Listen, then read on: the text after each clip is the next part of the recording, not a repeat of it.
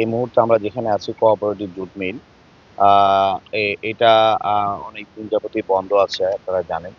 আমাদের নতুন সরকার বিশেষ করে আ বাংলাদেশ জাতীয়তাবাদী দল গত ১২ই ফেব্রুয়ারি নির্বাচনে বিজয়ের পর আমাদের নির্বাচনের পূর্বেও আমাদের মাননীয় প্রধানমন্ত্রীর একটা আ কমিটমেন্ট ছিল নির্বাচনী ইশতেহারে যে বন্ধ মিলগুলো চালু করা। বিশেষ করে টেক্সটাইল বা জুট মিল যেগুলো আছে সে ব্যাপারে আজকে আসলে তার ধারাবাহিকতায় আমরা নরসিংদী কোঅপারেটিভ জুট মিল সহ আরো কয়েকটি মিল আমরা পরিদর্শন করব। আমরা আমাদের কমিটমেন্ট অনুযায়ী এই মিলগুলোকে চালু করা। আ সেই কারণেই আজকে আসা, সরেজমিনে দেখা। এটার টেন্ডার প্রক্রিয়া চলমান আছে। ইউআই হয়ে গেছে। প্রাথমিকভাবে শিয়া বাটার ও ভিটামিনে সমৃদ্ধ লিলি বিউটি সোপ, তারুণ্যময় উজ্জ্বল ত্বকের জন্য।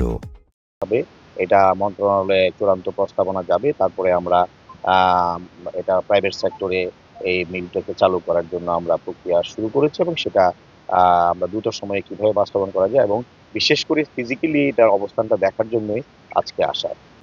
আরো যেগুলা বন্ধ আছে সেগুলোও আমরা চালু করার জন্য দেশি বিদেশি আ উদ্যোক্তাদেরকে আমরা চেষ্টা করছি আ বাংলাদেশে বিনিয়োগ করার জন্য এই জায়গাগুলোকে কাজে লাগানো যাতে কর্মসংস্থান হয় এবং অর্থনীতিতেও একটা সহযোগিতা আসে এই ইন্ডাস্ট্রিগুলো চালু হলে। আমরা জানি একসময় এখানে হাজার, হাজার মানুষ কাজ করত।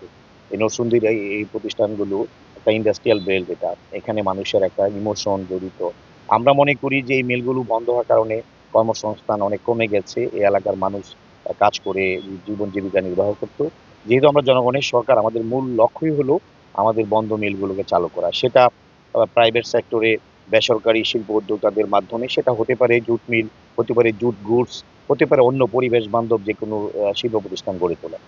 এখানে লোকই চাকরির ব্যবস্থা হবে 100% কর্মসংস্থান লোকালি হবে। হয়তো এক্সপার্টিস যারা আছে গুরুত্বপূর্ণ কিছু বিষয় মানে পজিশনে যারা থাকে সেগুলা হয়তো অন্য ইয়ে থেকে হতে পারে। কিন্তু জেনারেল যে আমাদের ম্যান পাওয়ার লাগবে এই লোকাল থেকেই হবে। এটা নরমালি এটাই হয় এবং এই ব্যাপারে আমাদের কনসার্ন আছে। এই ব্যাপারে আমাদের আমরা এটা সজাগ থাকবো।